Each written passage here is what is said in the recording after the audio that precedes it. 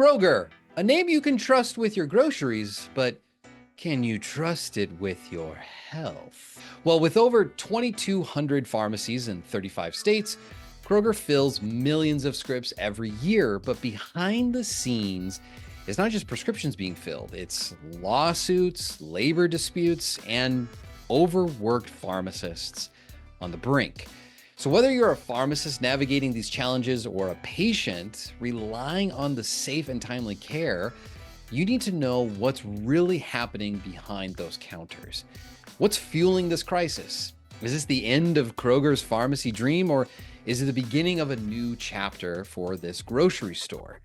Well, the truth affects us all, our health, our profession, and the future of pharmacy itself. Bum, bum, bum.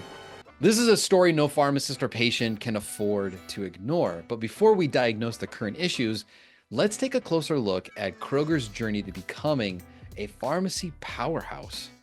Our story begins in 1961. Hey, back then my father is flying Chinooks in the Army.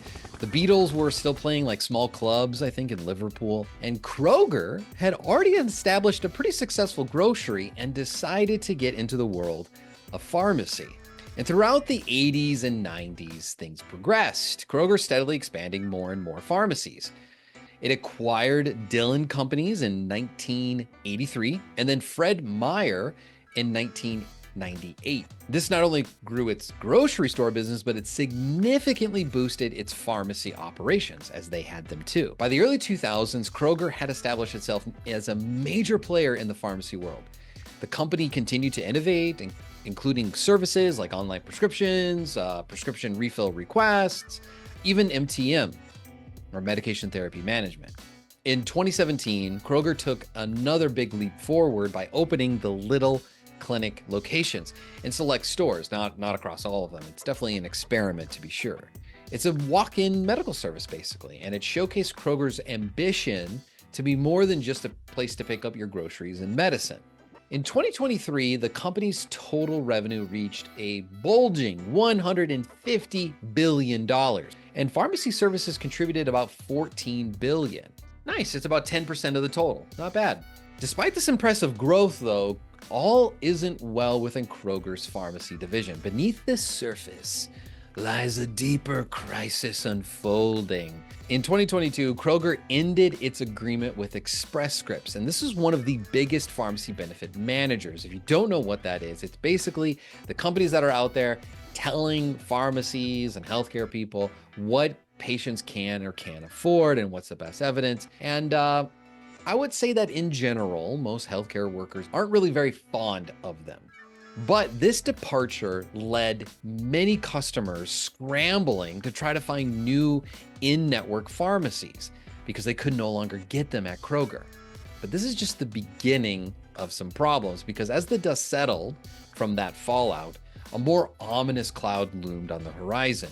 Kroger, like many of its peers, found itself ensnared in the nation's opioid crisis. If you didn't know, practically every retail pharmacy has to go to court to defend itself amongst the allegations of insufficient oversight in dispensing powerful opioid drugs to the public. And so it's led to courtroom battles and public scrutiny. By 2023, the price tag of that alone became clear.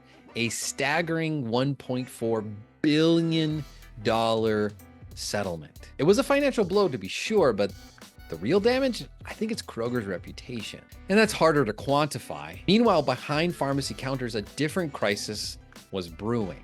The bustling workplaces now felt more like pressure cookers. Pharmacists and technicians have been working tirelessly in these places, especially during COVID, and their ranks have been thinned by budget cuts. In some locations, technician hours were cut by almost 30%. And this basically forces the remaining staff stretched to their limits. If you've been going to Kroger for a long time, you can probably see the evidence of these cuts as you see the people behind the counter. They don't always look the happiest, and they look tired and stressed, and no one can blame them for that because of these workforce environment. I think these cuts are also reflected in the CEO's workforce approval rating. According to Glassdoor's company review, which is where employees of that company can talk about what it's like working at the company, only 39% approve of the CEO, Rodney McMullen. Doesn't that sound like an audio drama bully name? I'm sure he's a nice guy. Well, maybe not. I don't know. If you look deeper, only 44% of employees of all of Kroger recommend a friend work there. If we filter out everyone else, though, and just look at pharmacists, they have a little bit of a higher opinion of Kroger. It's a 3.7 out of 5 stars in totality. If something is over 3.5, I tend to say that that is a nicer rating. This is certainly higher than its competitors like CVS or Walgreens. On top of that, pharmacists also would recommend a friend work there, 74% of them.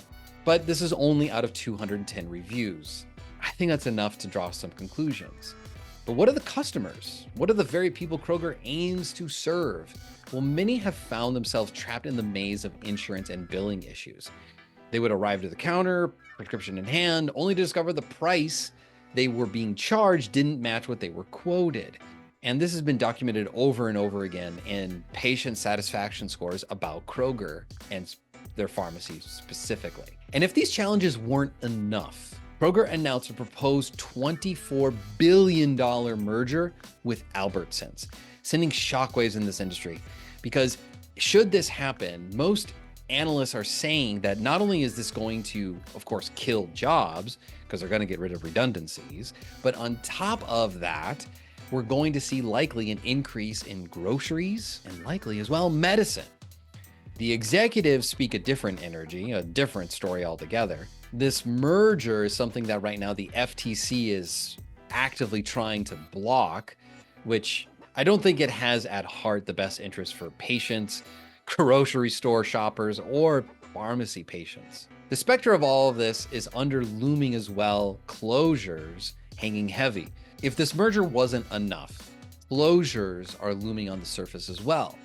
Up to 413 locations are potentially on the chopping block, each one dotting a map representing not just a store, not just the livelihoods of the workers that are there, but the community at stake at losing not just a place for food, but their own pharmacy. At the heart of Kroger's pharmacy operations are the pharmacists themselves. Their experience paint a complex picture of life behind the counter, and it's wonderful by comparison. There's this weird thing that happens in retail pharmacy. You know, pharmacy careers have become this thing where people say, well, at least I'm not this. At least I'm not doing this field. And what a degrading way to attack, our origin story as a profession. It's the community pharmacy.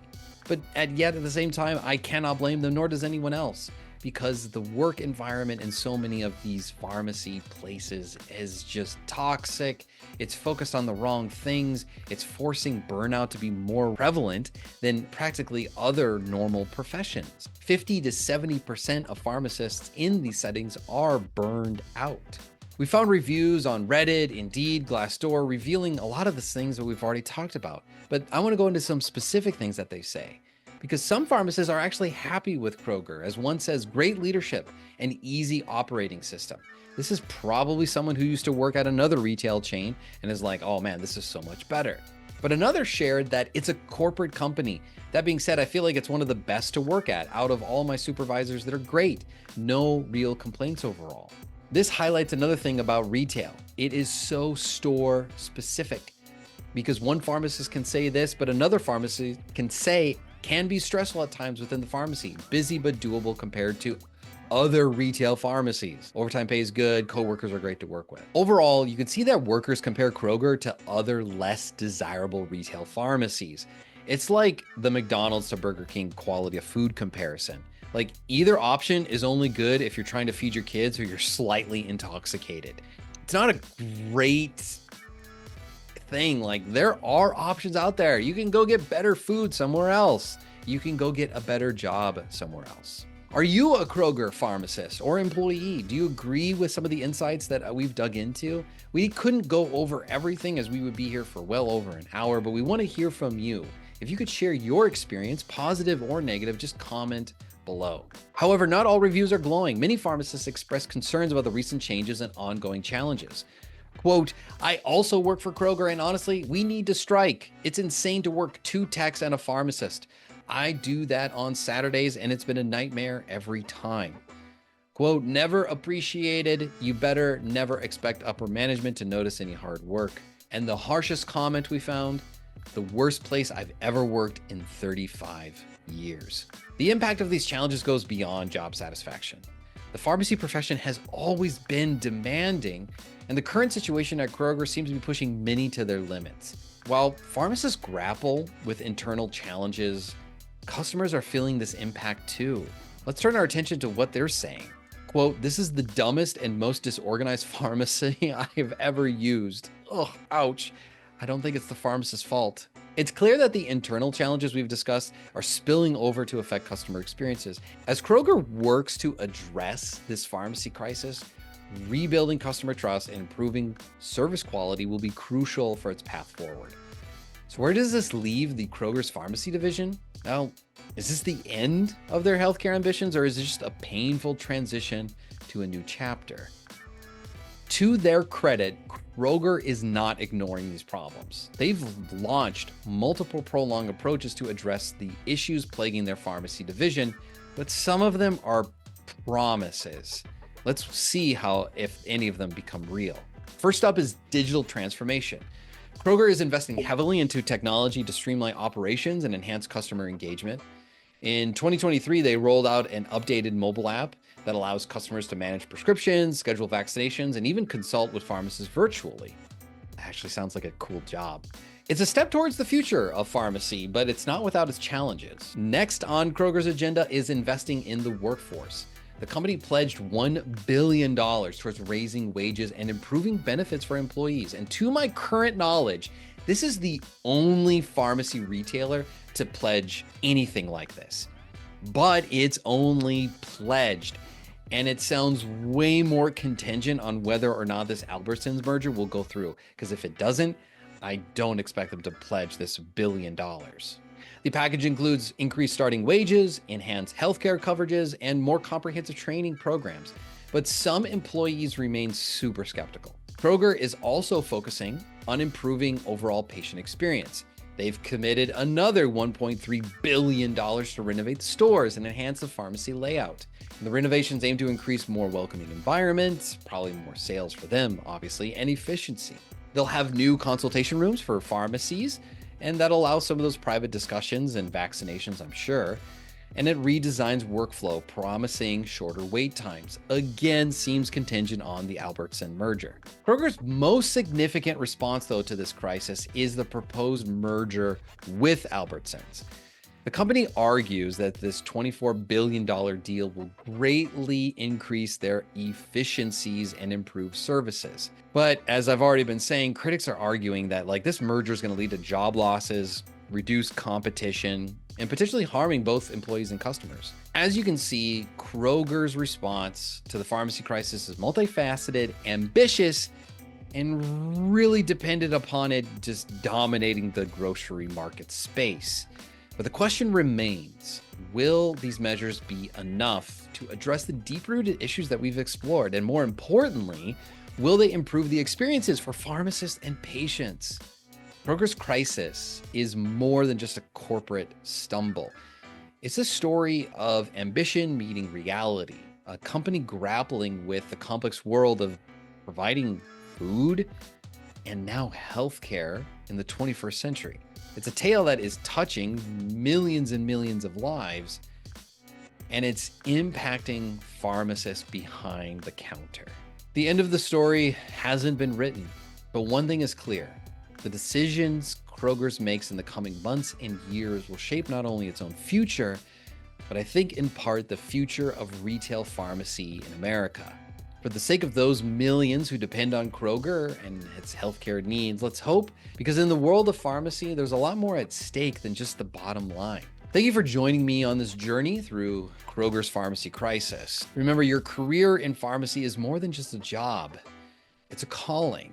And if you're interested in finding a career that feels more like a calling or something that you can just enjoy more, maybe it's remote, maybe it's pharma, or maybe it's something totally different, I would encourage you to hang out with me in my weekly workshop. It's called Offer in 6.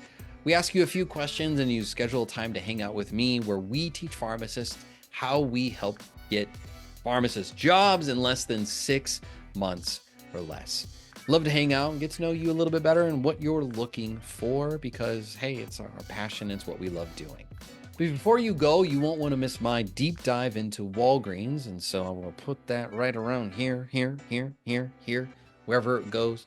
YouTube is always changing. I can never tell where to put stuff. So until we see you in the next video, stay curious and take care.